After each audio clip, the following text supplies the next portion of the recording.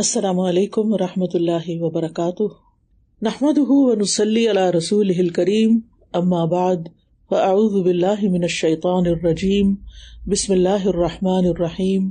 رب اشرح لی صدری ویسر لی امری واحلل عقدۃ من لسانی یفقہوا قولی۔ اللہ سبحانہ وتعالیٰ کا شکر ہے جس نے ہمیں ایک اور دن دیا کہ جس میں ہم علم حاصل کر سکیں، ایسا علم جس کا تعلق ہماری روزمرہ زندگی کے ساتھ ہے، جس کی ہمیں دن میں کئی بار ضرورت پیش آتی ہے۔ اللہ سبحانہ وتعالیٰ سے دعا ہے کہ وہ ہمیں اس علم پر عمل کرنے کی توفیق دے، اور نبی صلی اللہ علیہ وسلم کے اسوہ حسنہ سے اور قرآن مجید کی آیات سے ہم غلطیوں کی اصلاح کا جو طریقہ سیکھ رہے ہیں، ہمیں اس پر عمل کرنا بھی آ جائے اور ہم اسے اپنی زندگی میں اپنا سکیں۔ پچھلے ہفتے ہم نے سورۃ النساء کی آیت نمبر 83 پڑھی تھی، وَإِذَا جَاءَهُمْ أَمْرٌ مِّنَ الْأَمْنِ أَوِ الْخَوْفِ أَذَاعُوا بِهِ، کہ جب ان کے پاس امن یا خوف کی کوئی خبر آتی ہے، کوئی معاملہ آتا ہے تو وہ اس کو نشر کر دیتے ہیں، یعنی بلا تحقیق نشر کر دیتے ہیں۔ تو اس سے ہم نے جو بات سیکھی تھی وہ یہ کہ کسی کے بارے میں بھی جب ہمیں کوئی شکایت پہنچے، کوئی ایسی بات پہنچے جس کی ہمیں اصلاح کرنی ہے یا جس پر ہمیں کوئی ایکشن لینا ہے، تو ہم اس بات کی اچھی طرح تحقیق کریں، سنی سنائی بات پر ایکشن نہ لیا جائے اور اسے آگے بھی نہ پھیلایا جائے۔ تحقیق کرنے کے بعد اگر اس خبر سے واقعی کوئی فائدہ پہنچنے کا امکان ہو تو اسے آگے ضرورت کے تحت بتایا جا سکتا ہے، اور اگر کسی نقصان یا فتنے کا اندیشہ ہو تو پھر ایسی باتوں کو سب تک نہیں لے جانا چاہیے، صرف ان لوگوں تک لے جانا چاہیے کہ جو معاملات کو اچھی طرح سمجھتے ہوں اور پھر اس اصلاح کے معاملے میں مددگار بھی ثابت ہوں۔ تحقیق کے بغیر کوئی بھی گفتگو، چاہے نجی زندگی سے متعلق ہو یا کسی ادارے سے متعلق ہو یا معاشرتی مسائل سے متعلق ہو، ایسی گفتگو نقصان دہ ثابت ہوتی ہے۔ اس کے بعض اوقات دور رس نقصانات ہوتے ہیں، بعض اوقات طلاق تک نوبت پہنچ جاتی ہے، بعض اوقات لوگوں کے ہاں قتل تک ہو جاتے ہیں، تو اس لیے تحقیق کرنا بے حد ضروری ہوتا ہے۔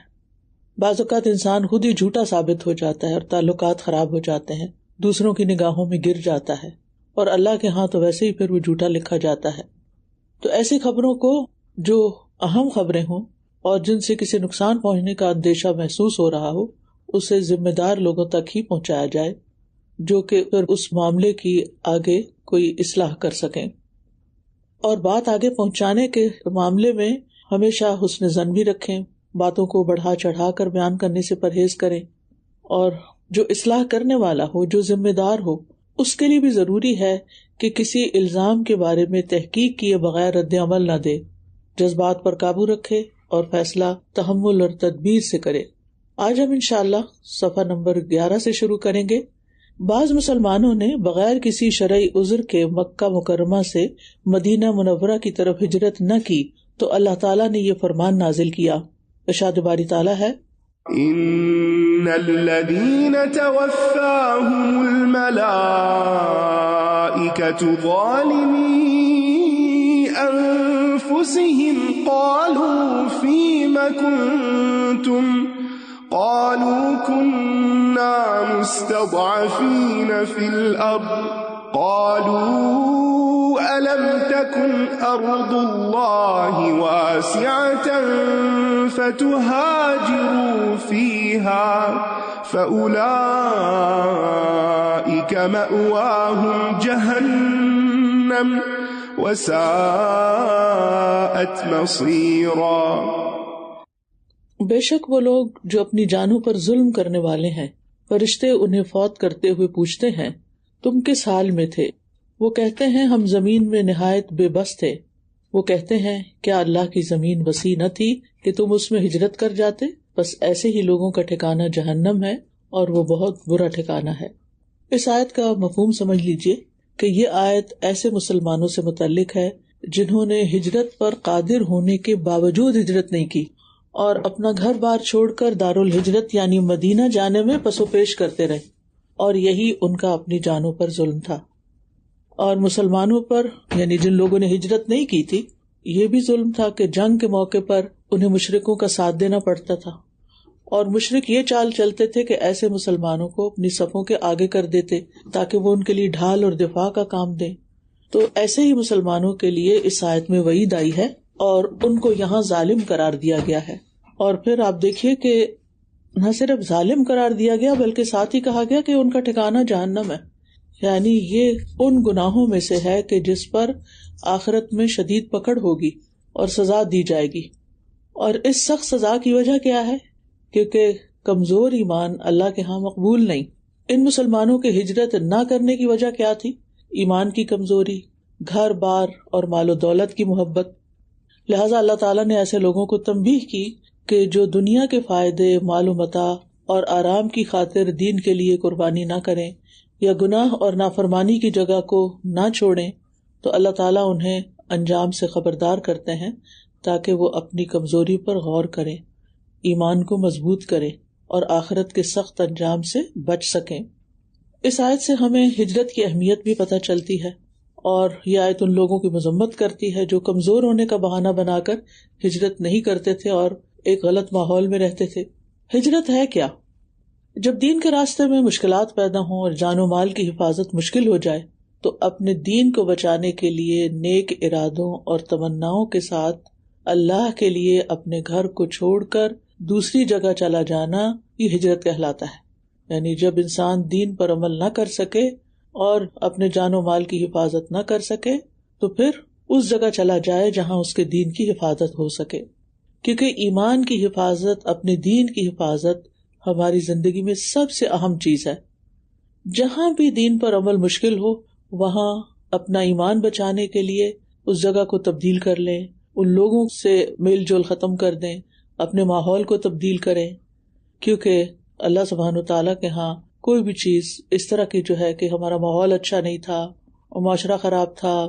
فتنے کا دور تھا، اس لیے ہم یہ نہیں کر سکے کہ ہم ان چیزوں کو چھوڑتے. اصل امتحان ہی یہی ہے کہ انسان کے پاس جب اللہ کا حکم آ جائے تو پھر کوئی بھی بہانہ نہ کرے اور اپنی پوری کوشش کرے کہ وہ اللہ تعالیٰ کی اطاعت کرے گا، خواہ اس کے لیے کوئی بھی قربانی کرنی پڑے. تو بنیادی طور پر ہجرت نافرمانی کی جگہوں کو چھوڑنا ہے، گناہوں کو چھوڑنا ہے اور برے ماحول پہ رضامند رہنا اور نیکی سے پیچھے ہٹنا، یہ خود اپنی جان پر ظلم کرنا ہے. تو کوئی بھی ایمان رکھنے والا شخص یا جس کا ایمان مضبوط ہو وہ کبھی بھی یہ پسند نہیں کرتا کہ وہ ایسے ماحول میں رہے جہاں وہ دین پر عمل نہ کر سکے، جہاں دین کا مذاق اڑانے والے اور ایسے لوگ ہوں کہ جو ہر دم رکاوٹیں کھڑی کریں، مشکلات پیدا کریں اور بنیادی فرائض تک ادا نہ کرنے دیں جیسے نماز، روزہ، حج، زکوٰۃ وغیرہ. تو ایسے میں انسان کو پھر کوشش کرنی چاہیے کہ کوئی اور جگہ تلاش کرے اور ایسے لوگوں کے ساتھ سمجھوتا نہ کرے اور دنیاوی فائدوں کے لیے ایسی جگہوں پر نہ رہے. اس بارے میں ایک حدیث بھی آتی ہے، عبداللہ ابن عمر رضی اللہ عنہما سے مروی ہے کہ نبی صلی اللہ علیہ وسلم نے فرمایا کہ مسلمان وہ ہے جس کی زبان اور اس کے ہاتھ سے مسلمان محفوظ ہوں، اور مہاجر وہ ہے جو اللہ کی منع کی ہوئی چیزوں کو چھوڑ دے. تو ہجرت کا مطلب چھوڑنا ہوتا ہے نا، ہجرہ کا مطلب چھوڑنا ہوتا ہے، وَاهْجُرْهُمْ هَجْرًا جَمِيلًا جیسے آتا ہے قرآن مجید میں. تو یعنی اصل مقصود گناہ چھوڑنا ہے، اور گناہ چھوڑنے کے لیے اگر جگہ چھوڑنی پڑے، کچھ لوگوں کو چھوڑنا پڑے تو پھر وہ چھوڑ دینا چاہیے. ایسے دوست، ایسا سوشل سرکل کہ جن کے بیچ میں بیٹھ کر آپ کبائر کے مرتکب ہوں اور آپ کو اپنا ایمان کمپرومائز کرنا پڑے تو پھر انسان کو ہوش مندی سے کام لینا چاہیے. اور ہر قسم کی کمزوری عذر نہیں بن سکتی کہ نہیں اب ہمارے لیے مشکل ہے، ہم کہاں جائیں، کیا کریں. اللہ تعالیٰ کی زمین بہت وسیع ہے. جب انسان اللہ سبحانہ و تعالیٰ کے لیے ایک چیز کی قربانی کرتا ہے تو اللہ تعالیٰ اس کے لیے نئے دروازے کھول دیتا ہے. یجد فی الارض مراغما کثیرا وسعا، تو پناہ کی جگہ بھی مل جاتی ہیں اور وسعتیں بھی مل جاتی ہیں. اور اس معاملے میں پھر انسان کو اللہ سبحانہ و تعالیٰ پر بھروسہ کرنا چاہیے اور لوگوں کے ڈر سے نکل کر اللہ کی مدد پر یقین رکھنا چاہیے کہ رازق اللہ ہے اور اللہ تعالیٰ یہاں بھی رزق دے رہا ہے، زمین اللہ کی ہے، دوسری جگہ بھی رزق دے گا. لیکن نافرمانی کا ماحول اور نافرمانی کے کام چھوڑنا نہایت ضروری ہے. اب یہاں مصلح کے لیے کیا رہنمائی ہے؟ مصلح جو ہے اپنے ماتحتوں کو، اگر گھر میں ہے تو بچے ہیں، استاد ہے تو شاگردوں، ادارہ ہے تو جو متعلق افراد ہیں، ان کو مایوسی اور تنگ نظری سے نکال کے حوصلہ دے کہ اللہ کی زمین اور مواقع بہت وسیع ہیں، دین پر جمے رہنے کا ارادہ مضبوط کریں. یعنی اصلاح میں صرف یہ نہیں کہ یہ کرو یہ نہ کرو، یہ بھی آتا ہے کہ جب کسی کام کے کرنے کا کہا جائے تو اس پر انکریج بھی کیا جائے کہ تم یہ کر سکتے ہو. اگر کسی کو کوئی بری عادت چھوڑنے کے لیے بتایا جائے کہ یہ بری عادت چھوڑ دو تو پھر اس کو موٹیویٹ بھی کیا جائے کہ تم اس چیز کو چھوڑ سکتے ہو. کیونکہ جب کوئی شخص کام کرتا ہے اور اس کا حوصلہ اور ہمت کم ہوتی ہے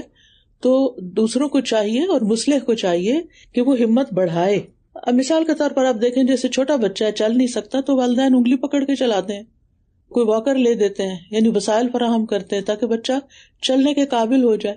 تو اسی طرح اگر کوئی بھی بچہ مثلاً آپ کے شاگردوں میں سے کوئی ڈرگس کا شکار ہو گیا ہے یا کچھ، تو آپ اس کو صرف یہ نہیں کہیں گے کہ یہ ایک حرام چیز ہے جو تم کر رہے ہو، یہ غلط کام ہے جو تم کر رہے ہو. اس کو طریقے بھی بتائیں گے، اس کا ہاتھ پکڑیں گے، اس کے پیرنٹ سے بات کریں گے، یعنی پوری ہمدردی، خیرخواہی اور اصلاح کے ساتھ اس انسان کو اس دلدل سے نکلنے کے لیے ایک موٹیویشن دیں گے، اس کی ہر طرح سے مدد کریں گے. کیونکہ اس کے بغیر اصلاح نہیں ہوتی. اصلاح صرف زبانی کلامی نہیں ہوتی کہ یہ کرو اور یہ نہ کرو، بلکہ اس سے متعلقہ چیزیں جو ہیں ان کی بھی کیئر کرنی پڑتی ہیں. اور مصلح کے لیے بہت ضروری ہے کہ وہ غلطیوں اور نافرمانیوں کے انجام سے لوگوں کو آگاہ کریں تاکہ وہ اپنی زندگیوں کو سنواریں. جیسے اس آیت میں اللہ تعالیٰ نے ہجرت نہ کرنے والوں کے لیے جو چھوٹے موٹے عذر بہانے کر کے، لیکن اللہ تعالیٰ تو دلوں کا حال جانتا ہے نا، دل میں تو کچھ اور ہے کہ اتنا بڑا گھر بنایا ہے، بڑی مشکل سے تعمیر کیا ہے، اب اس میں ساری ایکسیسریز لگائی ہیں اور اب ہم اس وجہ سے چھوڑ جائیں. کوئی بات نہیں، اللہ مالک ہے، بچے ٹھیک ہو جائیں گے،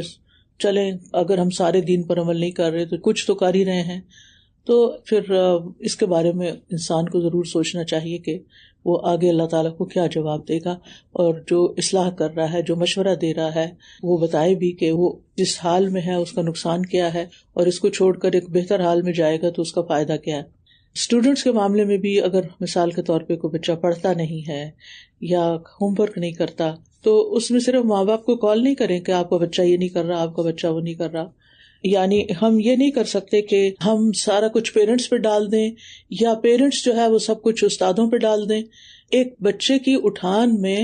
ایک پورا گاؤں مددگار ہوتا ہے، یعنی پوری فیملی، یعنی پورا ماحول جو ہے وہ اثر انداز ہوتا ہے. تو اس لیے سب کو اپنا اپنا فریضہ انجام دینے کی ضرورت ہے، اور خاص طور پر جو اصلاح کا کام کر رہا ہے اور جس کی اصلاح کی جا رہی ہو اس کو باقاعدہ پوری رہنمائی دینی ضروری ہے کہ اسے کیا کرنا چاہیے، اور پھر یہ کہ اس کو آخرت کا انجام یاد کروانا چاہیے، اور خود احتسابی کا طریقہ سکھانا چاہیے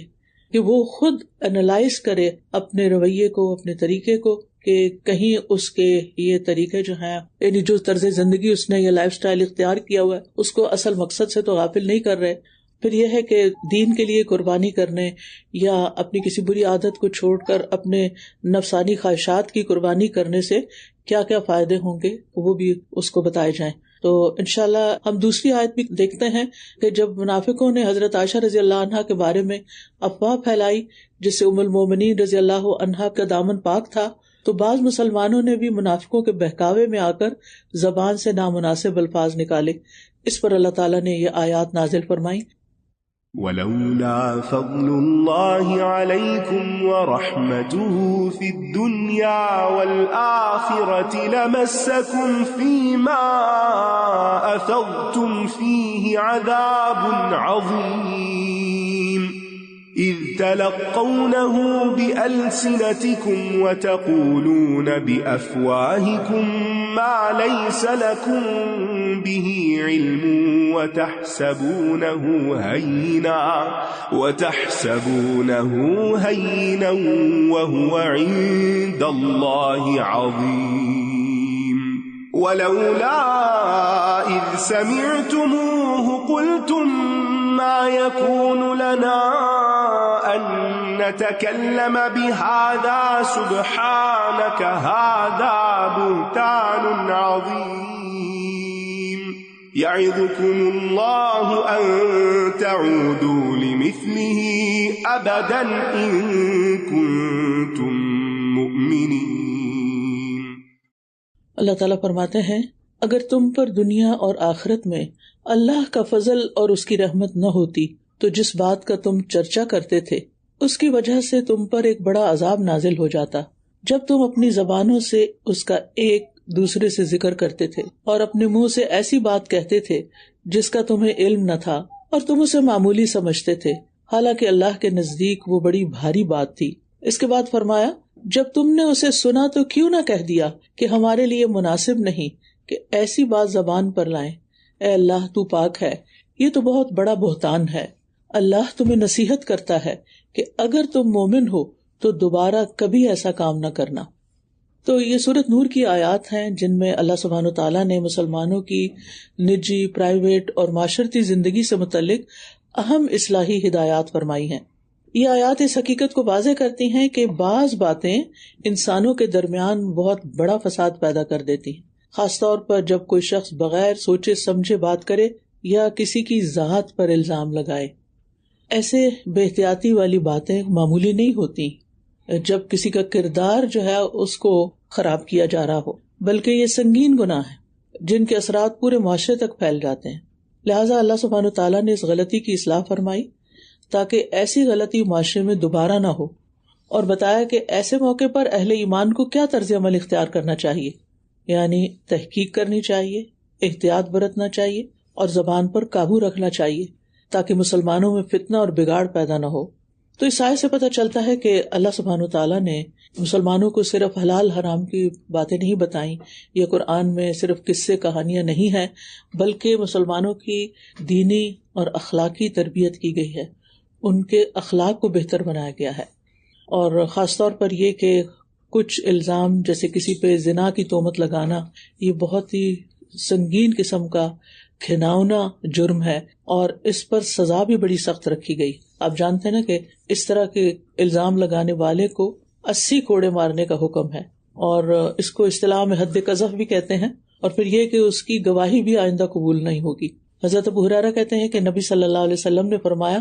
7 ہلاکت خیز گناہوں سے بچو۔ صحابہ نے عرض کیا، اللہ کے رسول وہ کیا ہیں؟ آپ نے فرمایا، اللہ کے ساتھ کسی کو شریک ٹھہرانا، جادو کرنا، کسی جان کو قتل کرنا جسے اللہ نے حرام ٹھہرایا مگر حق کے ساتھ، سود کھانا، یتیم کا مال ہڑپ کرنا، لڑائی کے دن پیٹ پھیر کے بھاگ جانا، اور پاک دامن ایمان والی بھولی بھالی عورتوں پر زنا کی تہمت لگانا۔ اچھا، اس کا یہ مطلب نہیں کہ صرف عورتوں پر الزام نہیں لگانا چاہیے، چونکہ عورت کی عزت و عصمت جو ہے وہ زیادہ اہم ہوتی ہے مرد کے مقابلے میں، کیونکہ اس کو اس طرح کے الزام کے بعد زیادہ بڑے نقصان کا سامنا کرنا پڑتا ہے، تو اس لیے ان کا ذکر کیا گیا، ورنہ مردوں پر بھی ایسا الزام نہیں لگایا جا سکتا۔ رسول اللہ صلی اللہ علیہ وسلم نے فرمایا کہ جس شخص نے کسی مومن کے بارے میں کوئی ایسی بات کہی جو اس میں نہیں تھی تو اللہ اسے جہنمیوں کی پیپ میں ڈالے گا، اور وہ اس بات کا مستحق رہے گا حتیٰ کہ وہ اپنی بات سے باز آ جائے، یعنی توبہ کر لے۔ یعنی اگر کسی نے کسی پر ایسا الزام لگایا، اس کی تحقیق نہیں کی اور اس کو پھیلایا، تو پھر آخرت میں اس کی یہ سزا ہوگی۔ نبی صلی اللہ علیہ وسلم نے یہ بھی فرمایا کہ بے شک سب سے بڑا سود یہ ہے، یعنی جو ربا ہے، اس سے بھی بڑا جرم یہ ہے کہ انسان ناحق کسی مسلمان کی عزت سے کھیلے اور اس پر ایسے الزام لگائے کہ جو اس کے اندر قباحتیں یا اس کے اندر ایسے جرائم ہیں نہیں۔ اسی طرح یہ ہے کہ یہاں جو یہ کہا گیا نا کہ تحسبونہ ہینا وہو عند اللہ عظیم، یعنی بعض باتیں انسان معمولی سمجھتا ہے، ان پہ ہنس دیتا ہے، لیکن اللہ تعالیٰ کے ہاں وہ بہت ناگوار ہوتی ہیں۔ یعنی بعض اوقات کسی کے لباس پر اور بعض اوقات کسی کی بات پر اس کا مذاق اڑانا شروع کر دیتے ہیں لوگ، تو اس سے بھی بچنا چاہیے۔ یعنی کئی دفعہ معمولی سمجھے جانے والے جو گناہ ہیں وہ معمولی نہیں ہوتے بلکہ بہت بڑے ہوتے ہیں، اور عین ممکن ہے کہ انسان کی دنیا اور آخرت برباد ہو جائے۔ تو اس لیے ان چیزوں کو ایک قصہ کہانی سمجھ کر نشر نہیں کرنا چاہیے، بلکہ کوشش کرنی چاہیے کہ لوگوں کی عزت اور جو ان کا وقار ہے اس کی حفاظت کی جائے، اور اگر کوئی ایسے الزام تراشی کر رہا ہے تو اس کی روک تھام بھی کی جائے۔ اب اس میں اصلاح کے کون سے پہلو ہیں؟ سب سے پہلی بات تو یہ ہے کہ انسان خود جھوٹ سننے اور پھر اسے پھیلانے سے اجتناب کرے، چاہے مذاق کے نام پر ہی کیوں نہ ہو، چاہے کسی کو ہنسانے کے لیے ہی کیوں نہ ہو۔ یعنی کہتے ہیں نا، ایمان اور جھوٹ ایک دل میں جمع نہیں ہو سکتے نا، تو مومن جھوٹی باتوں سے نہ کبھی خوش ہوتا ہے، نہ اس کو پسند آتی ہیں، اور نہ ہی وہ ایسی مجالس کو پسند کرتا ہے کہ جہاں جھوٹی باتیں کر کے لوگ ہنس رہے ہوں یا کسی کی عزت سے کھیل کر انجوائے کر رہے ہوں، تو ایک مصلح ان چیزوں سے پرہیز کرتا ہے، اور صرف مصلح ہی نہیں بلکہ جو مصلح کے ساتھ متعلقہ لوگ ہیں وہ بھی۔ پھر یہ ہے کہ جس طرح ہر انسان اپنے آپ کو پاک دامن سمجھتا ہے، ایسے ہی دوسروں کے بارے میں بھی گمان رکھنا چاہیے، کیونکہ اگر ہم اپنے بارے میں کوئی ایسی بات پسند نہیں کرتے کہ ہم پر کوئی اس طرح کا الزام لگائے، تو پھر دوسروں کے ساتھ بھی یہ معاملہ ایسا ہی ہونا چاہیے کہ الزام لگانا ہی نہیں چاہیے، اور اگر کوئی لگا رہا ہو تو اس کی روک تھام بھی کرنی چاہیے، اور اگر کوئی کسی پر کیچڑ اچھالے تو اس کی تصدیق بھی نہیں کرنی چاہیے، چاہے وہ صحیح ہو، یعنی نہ تو اس پہ یقین کرنا چاہیے اور نہ ہی اسے آگے بڑھانا چاہیے۔ پھر یہ کہ الزام لگانے والے کو روکنا بھی چاہیے، تردید کرنی چاہیے کہ ایسی بات مت کرو اور اس کو آگے مت پھیلاؤ۔ اور خاص طور پر امہات المومنین، ان کے بارے میں غلط باتیں تو وہ تو ہمارے دل و دماغ میں آنی بھی نہیں چاہیے، کیونکہ وہ تو طاہرات ہیں، پاکیزہ ہیں، نبی صلی اللہ علیہ وسلم کی ازواج کے طور پر اللہ تعالیٰ نے ان کو منتخب کیا۔ پھر اسی طرح ایک اور چیز یہاں سیکھنے کو ہمیں ملتی ہے کہ انسان جو کہ اپنی باتوں سے پہچانا جاتا ہے، اس لیے انسان کو اپنی گفتگو پر خاص توجہ دینی چاہیے، کیونکہ بہت سے فسادات صرف زبان کی بے احتیاطی کی وجہ سے ہوتے ہیں، اور دوسروں کے لیے دل میں ہمدردی بھی ہونی چاہیے کہ کسی کا دل نہ دکھایا جائے، ان کو اذیت نہ دی جائے، اور جب معاملے کی حقیقت معلوم ہو تو خاموش رہا جائے، یعنی اول تو الزام لگایا نہ جائے، اور اگر کسی الزام کی تصدیق ہو جاتی ہے، پتہ چلتا ہے کہ وہ بات سچی تھی، تو بھی خاموش رہیں۔ ایسی باتیں معاشرے میں مشہور کرنے کی نہیں ہوتی، اور ان معاملات میں انسان سوچ سمجھ کر آگے بڑھے، غلط بات سن کر اللہ کی تسبیح بیان کرے کہ پاک تو صرف اللہ کی ذات ہے، اور مومنوں کے اندر ایک عمومی فضا قائم کریں، یعنی ادارے اپنے لوگوں کے درمیان یہ فضا پیدا کریں کہ ہمیں دوسرے مومنوں کا دفاع کرنا ہے، ہمیں ان کے خلاف باتیں نہ کرنی ہے نہ سننی ہے، اور جہاں ضرورت ہے اصلاح کی وہ صرف متعلقہ شخص تک بات کرنی، جیسے پچھلی آیت میں بات ہوئی تھی۔ اور حسن ظن جو ہے وہ سچے ایمان کی طرف لے جاتا ہے، جبکہ بدگمانی جو ہے یہ دلوں کی خرابی کی دلیل ہوتی ہے۔ اللہ سبحانہ وتعالیٰ نے فرمایا ہے لولا اذ سمعتموہ ظن المؤمنون والمؤمنات بانفسہم خیرا وقالوا ھذا افک مبین۔ اس بارے میں ایک واقعہ آتا ہے ابو ایوب انصاری اور ان کی زوجہ محترمہ کے بارے میں، کہ جب لوگوں نے حضرت عائشہ رضی اللہ عنہ پر تہمت لگائی تو ان دونوں نے آپس میں میاں بیوی نے بات کی اور ایک دوسرے سے پوچھا۔ حضرت ابو ایوب انصاری رضی اللہ عنہ نے اپنی بیوی سے کہا، دیکھو اگر صفوان بن معطل کی جگہ میں ہوتا تو کیا میں اس فعل کا ارتکاب کرتا، یا پھر حضرت عائشہ رضی اللہ عنہ کی جگہ تم ہوتی تو کیا تم سے یہ فعل سرزد ہو جاتا؟ تو دونوں نے ہی ایک دوسرے کو جواب دیا، اللہ کی قسم ایسا ہرگز نہ ہوتا۔ پھر حضرت ابو ایوب رضی اللہ عنہ نے فرمایا، صفوان تو مجھ سے بھی اچھے اور بہترین ہیں، اور ان کی زوجہ محترمہ کہنے لگی، ام المومنین عائشہ رضی اللہ عنہا تو مجھ سے بدرجہ بہتر اور اچھی ہیں۔ اسی طرح حضرت زینب بنت جہش کے بارے میں آتا ہے کہ انہوں نے حضرت عائشہ کے بارے میں اچھی گواہی دی۔ تو ہمیں فتنہ انگیز باتوں سے اجتناب کرنا چاہیے، نہ کرنی چاہیے نہ سننی چاہیے، کوئی کر رہا ہو تو اصلاح کرنی چاہیے، اپنے گھر کا ماحول اور اپنے اداروں کا ماحول ایسا بنانا چاہیے کہ لوگ اس قسم کی باتیں کرنے کی جرات نہ کریں۔ اور پھر یہ ہے کہ اگر کوئی ایسا کام ہو رہا ہو تو اس کے بچاؤ کے لیے اللہ سے توفیق بھی مانگیں اور اصلاح کے لیے قدم اٹھائیں۔ یعنی انسان ہمیشہ مقصد پہ فوکس رکھے کہ دوسرا کیا چاہتا ہے اور اس میں اہم کیا ہے۔ یعنی ہم سب کا وقت اتنا قیمتی کہ اہم اور غیر اہم میں ہمیں فرق کرنے کی ضرورت ہوتی ہے۔ تو آج کے لیے اتنا ہی کافی ہے۔ اب میں چاہوں گی کہ آپ میں سے جو لوگ اپنے ریفلیکشن دینا چاہیں، موسٹ ویلکم۔ استاذہ جی، اصلاح کی بات جو اسٹوڈنٹ اور ٹیچر اور پیرنٹ کے حوالے سے آپ نے کی نا، تو میں سوچ رہی تھی کہ اکثر ہمیں اس چیز کا جو ہے وہ ایکسپیرینس ہوتا ہے کہ پیرنٹس جو ہے نا وہ اپنے بچوں کی صرف برائیاں ہی ٹیچر کے سامنے بیان کر رہے ہوتے ہیں۔ اب اگر ٹیچر جو ہے وہ اپنا مائنڈ بنا لے کہ اچھا پیرنٹ تو زیادہ عرصہ وقت ٹائم اپنے بچے کے ساتھ گزارتا ہے، پیرنٹ زیادہ اچھا اور کون سمجھ سکتا ہے بچے کو، تو وہ کیا ہوتا ہے پھر کہ اس بچے کو نا وہ پھر اسی نظر سے دیکھنے لگ جاتا ہے،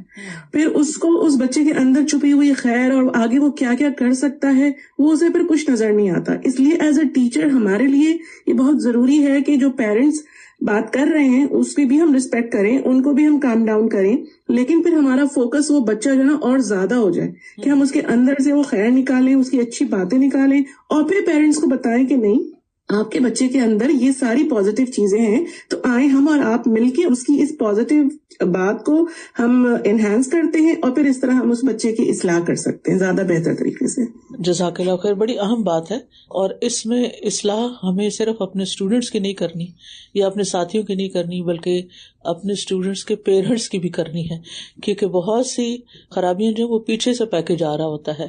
جزاک اللہ خیر. استاذہ، میں یہ جب سن رہی تھی، آپ نے کہا کہ ایمان کی مضبوطی جو ہے وہ ایک مومن کے لیے بہت ہی ضروری ہے. تو اگر ہم ایمان کی مضبوطی کی بات کریں تو بہت دفعہ بچوں کے سلسلے میں ایز این ایڈلٹ، چاہے ہم ٹیچر ہوں چاہے پیرنٹ ہوں، کوئی بھی اگر ایسی، جیسے بھی ہم نے یہ غلط خبر پھیلانے کے بارے میں بات سنی، تو جیسے سوشل میڈیا کا یوز بہت زیادہ ہے، لیکن کچھ بے بسی سی فیل ہوتی ہے. ایسے لگتا ہے کہ شاید ہم اصلاح کرنے کے لیے، ہم جو بڑے ہیں ایڈلٹس،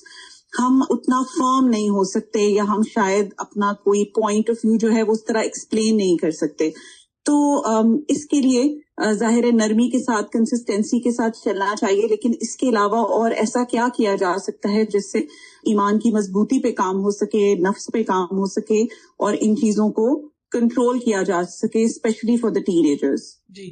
اس میں یہ ہے کہ ہمیں اصلاح کرتے ہوئے یہ بات ضرور یاد رکھنی چاہیے کہ اصلاح کا عمل صرف چند دفعہ کے لیکچر یا چند نصیحتوں یا چند کوششوں سے نہیں ہوتا. یہ ایک مستقل عمل ہے، اور اس میں صبر سے بھی کام لینا ہوتا ہے، کہیں تھوڑا تغافل بھی برتنا ہوتا ہے، اور کوششیں جاری رکھنی چاہیے. میں سوچتی ہوں کہ میں اگر کمپیئر کروں جب میں ٹین ایجر تھی اور اب کے ساتھ، تو زمین آسمان کا فرق ہے. اگر اس وقت میرے مربی میرے ساتھ صبر کا معاملہ نہ کرتے تو شاید میں آج دوسروں کو دین کی تعلیم دینے کا یہ فائدہ نہ پہنچا سکتی. نبی صلی اللہ علیہ وسلم نے ابو محذورہ کو کس طرح، جب اذان کے مذاق اڑا رہے تھے تو کس طرح ان کے ساتھ معاملہ کیا، ان سے اذان دلوائی اور پھر مکہ کا مؤذن مقرر کر دیا اور انعام بھی دیا. تو غلطیوں کو معاف کرتے ہوئے، انکریج کرتے ہوئے، صلاحیتوں کو پہچاننا ضروری ہوتا ہے. اور وہ صلاحیتیں چونکہ غلط جگہ استعمال ہو رہی ہیں، تو اگر وہ ٹیچر اس کو پہچان لے اور پھر اس پر کام کرے اور اس کے مطابق ان کو اہم ذمہ داریاں دے دے، ان کے اندر کانفیڈنس پیدا کرے، تو جو بھی ایمان کو مضبوط کرنے والی چیزیں ہیں، نماز ہے، قرآن ہے، یا اور اچھی صحبت ہے، وہ انشاءاللہ وہ دوائیں زیادہ افیکٹو ہو جائیں گی انشاءاللہ. جی استاذہ جی، جیسے آپ نے فرمایا کہ ایسا ماحول جہاں پر دین پر عمل کرنا انسان کے لیے مشکل ہو جائے تو اس کو چھوڑ دینا چاہیے. اس سلسلے میں عموماً جیسے یورپین کنٹریز کے بارے میں کہا جاتا ہے کہ وہاں پر مستقل رہائشی اختیار نہیں کرنی چاہیے، تو اس سلسلے میں آپ رہنمائی فرما دیجیے. جزاک اللہ خیر. آپ دیکھیے کہ یہاں پر جو یورپین کنٹریز ہوں یا نارتھ امریکہ ہو، تو سارے ویسٹ کا ملتا جلتا ہی معاملہ ہے. الحمدللہ یہاں بعض مراکز اور مساجد اور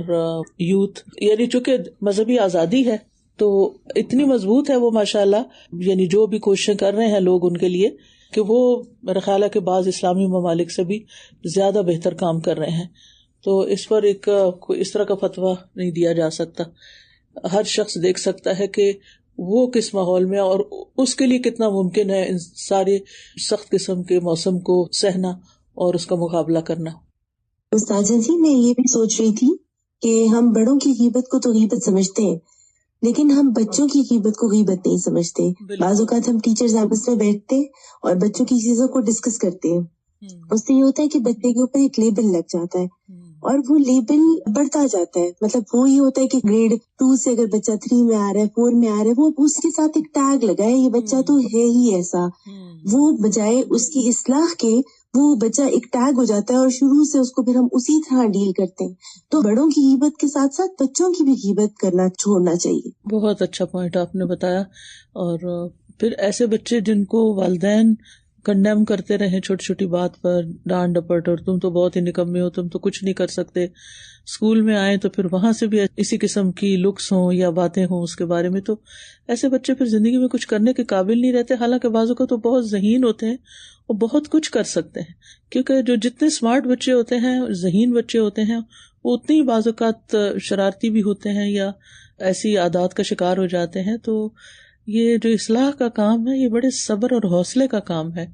یہ بھی بزدلی کی علامت ہے کہ انسان اصل جگہ پر بات کرنے کے قابل نہ ہو اور ادھر ادھر پھیلاتا رہے. جزاکم اللہ خیرن. میں اجازت چاہتی ہوں. بارک اللہ فیکم. سبحانک اللہم و بحمدک اشہد ان لا الہ الا انت استغفرک و اتوب الیک. السلام علیکم و رحمۃ اللہ وبرکاتہ.